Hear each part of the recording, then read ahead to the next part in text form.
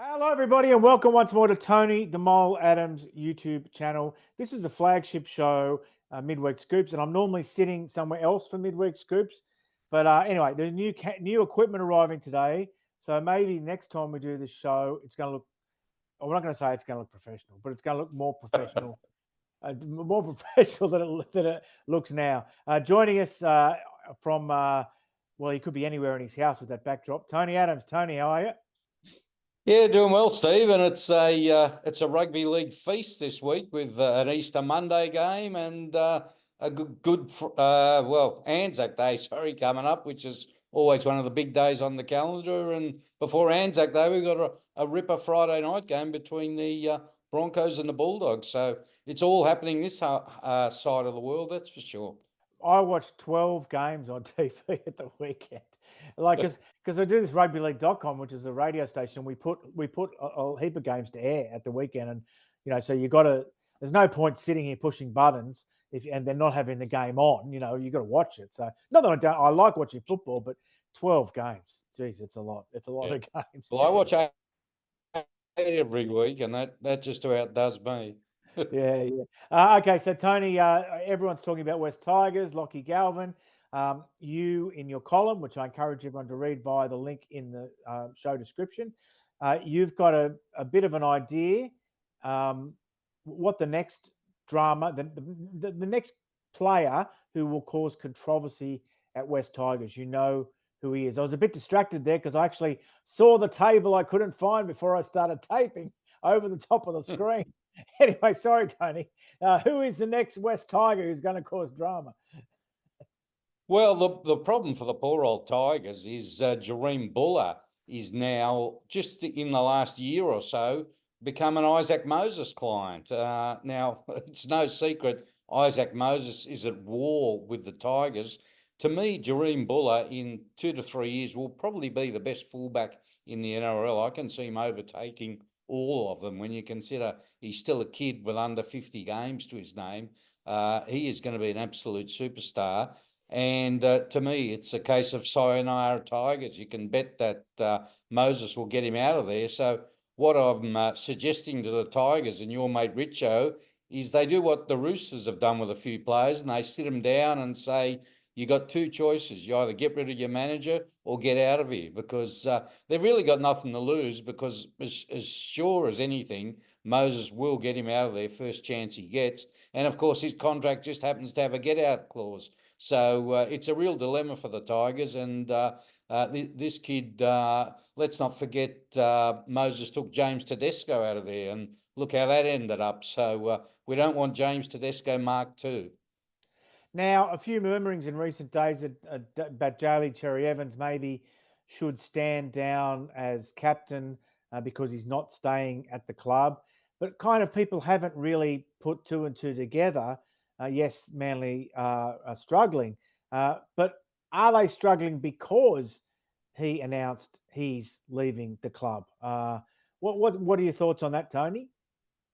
Well, Anthony Shebold came out and said that it's the tough draw and this sort of thing, and there's no doubt they've done a lot of travelling, but I think he's trying to mask the real problem. Since Daly Cherry Evans dropped that bombshell that he was leaving, they've lost 3 from 4, and the first couple of weeks they look like one of the teams to beat. So you look at the big picture.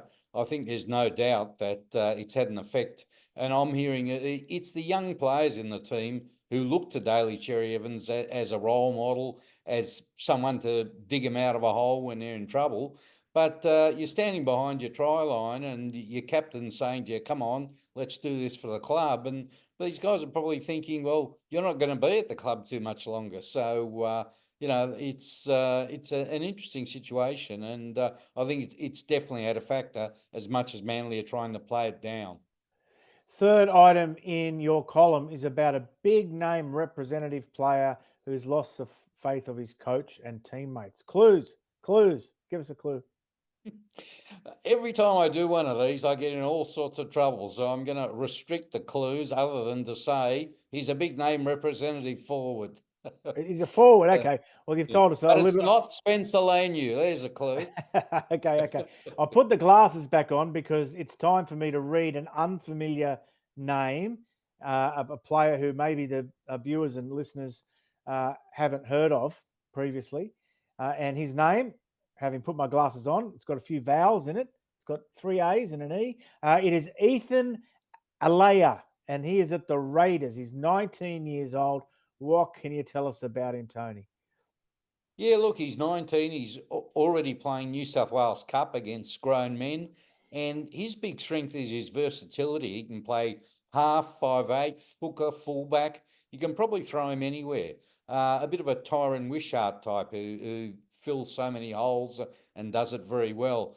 Ricky Stewart loves him, so much so they've extended him already until the end of 2028. He's got Samoan ancestry. And word is Ricky sees him as a perfect number 14. And look for him next year in the Raiders top 30. That's a quiet male.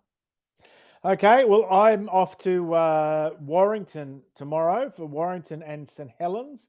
Sam Burgess has kind of hit a bit of a rough patch in his young coaching career. I believe he got a bit ill-tempered at the press conference last week when he was asked about team selections and why he used this bloke and didn't use that bloke and stuff like that. So he's only in the sort of second year of his coaching career at the top level. But looking forward to going up to Warrington overnight. And then another huge weekend of rugby league on both sides of the globe, Tony. You'll have square eyes again, no doubt, watching every game. Yeah, it does certainly work the eyeballs, that's for sure. But the beauty of it is, I mean, the product's great, isn't it? I don't watch enough Super League, but the league here, the standard in the early rounds has just been sensational. Huge crowds in both comps last week with a record set. So I know people are saying, well, you know, why does Super League need taking over or supplanting when the crowds are so good? But there's plenty of other things wrong with it. Mostly to do with money. We were talking about Salford. You know, Salford players, if they don't get paid on time this month, there's talk they may all submit resignation letters. So I think I think that should bring everyone back down to earth a little bit. The next weekend, if you're talking about square eyes, Tony, the first time ever, Magic Weekend and Magic Round are on the same weekend. So every game of every round in both comps, I mean, like literally, it would test the ability of any human being to stay awake to watch every single game live. Like I want to hear if anyone does. If you can prove to us that you've watched every single game live next weekend, we'll send you one of Tony's t-shirts. But I don't know how you got Free to prove. merch. We'll send you a box. Let me tell you a quick story, Steve, that just came to light from your story about Salford sending letters.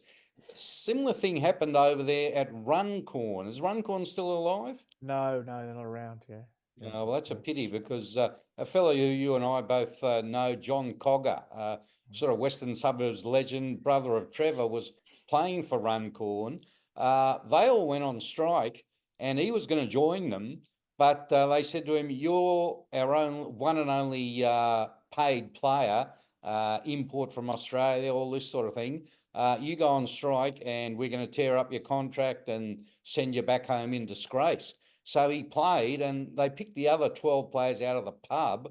I think they were playing Wigan and they got beat by 90. But he said the worst part was all his teammates were standing behind the try line where he spent most of the afternoon calling him a scab and everything else.